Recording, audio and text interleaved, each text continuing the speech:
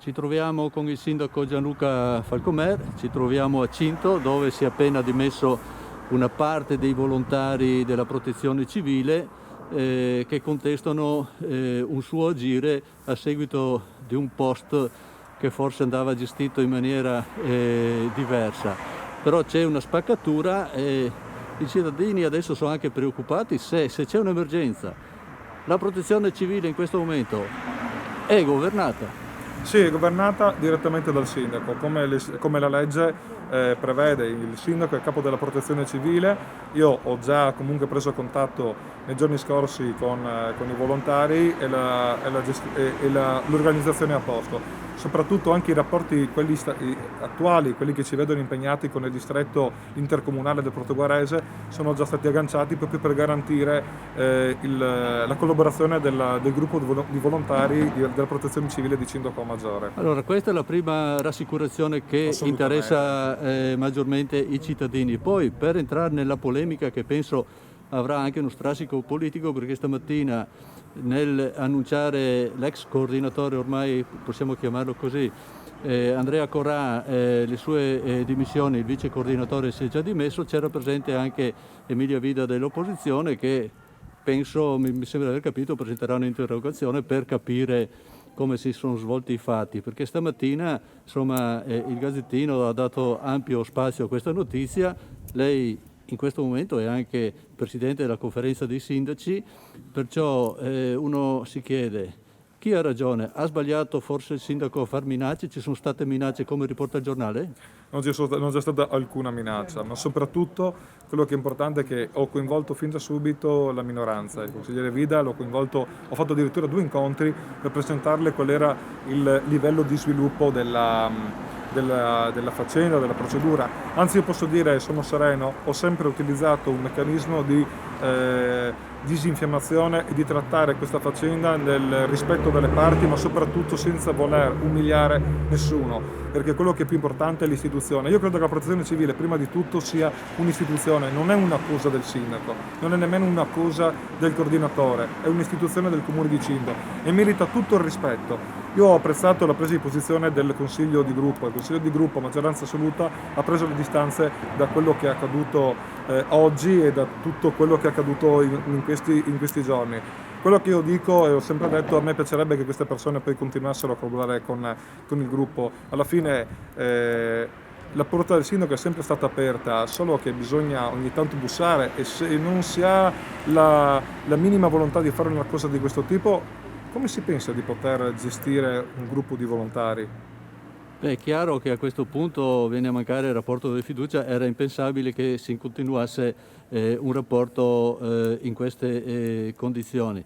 Però la domanda è, Luca Vilotta, che è responsabile della protezione civile, è a conoscenza, si è espresso su questa... Ho contattato proprio qualche giorno, martedì credo, in cui lo ha aggiornato, ma sapeva già tutto perché poi comunque era già stato informato, quindi è stato il mio impegno a comunicare soprattutto lo stato di fatto. Fino ad oggi comunque non c'erano state le dimissioni del coordinatore, addirittura si è anche detto che in una qualche maniera io l'avessi dimesso, ho letto delle cose anche stravaganti rispetto a...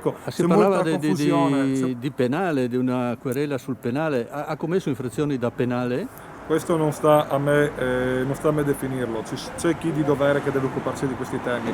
Il sindaco come obiettivo è quello di mantenere il gruppo di protezione civile efficiente e funzionale. Questi sono Comunque è intervenuto anche il segretario comunale a supporto. Io non mi muovo mai da solo su queste cose, anche perché a un certo punto non riuscivo a contattare il coordinatore, quindi ho dovuto convocarlo per capire come muoverci. Alla fine siamo tra adulti, è chiaro che bisogna confrontarsi, guardarsi negli occhi, perché altrimenti come si pensa di collaborare? Allora, siccome la vicenda insomma appare un po' complicata, dove ci sono 2 versioni, seguirà un comunicato stampa ufficiale per anche spiegare, perché penso che adesso i cittadini, chi ha letto il giornale stamattina, il Gazzettino grande seguito, insomma un po' di domande se le farà un po' di chiarezza? Farà un po' di chiarezza, ma sempre nell'ottica di non costruire e montare un caso sul niente.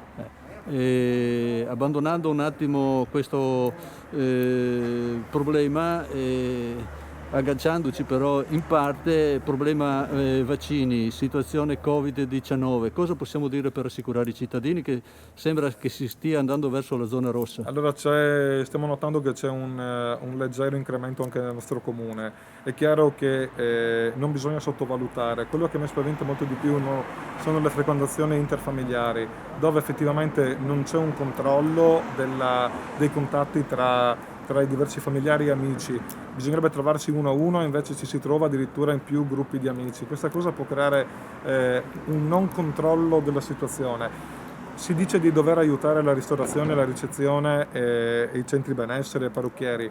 Ecco, se dobbiamo rinunciare a qualche amicizia per essere nazione, essere una società, essere una comunità, è fondamentale che dobbiamo addossarci questa responsabilità di dire limitiamo la nostra... Il Comune di Portogallo ha stanziato dei soldi per aiutare le aziende, l'economia, insomma il commercio, anche Cinto ha aderito a questa cosa? Cinto l'ha già fatto, intanto abbiamo già liquidato le prime istanze, un bando che terminava il 30 dicembre 2020, stiamo preparando un nuovo bando, parteciperemo, sto seguendo la pratica dei confidi, che è quella a cui si riferiva, sì, anche noi aderiremo a questa proposta, anzi è il mio compito come conferenza, insomma, no? Esatto, comunque è un compito mio all'interno della conferenza promuovere l'adesione più ampia possibile dei comuni del nostro territorio, proprio per dare una garanzia di liquidità a quelle aziende che adesso sono in difficoltà. Ultima domanda, essere presidente della conferenza dei sindaci distoglie un po'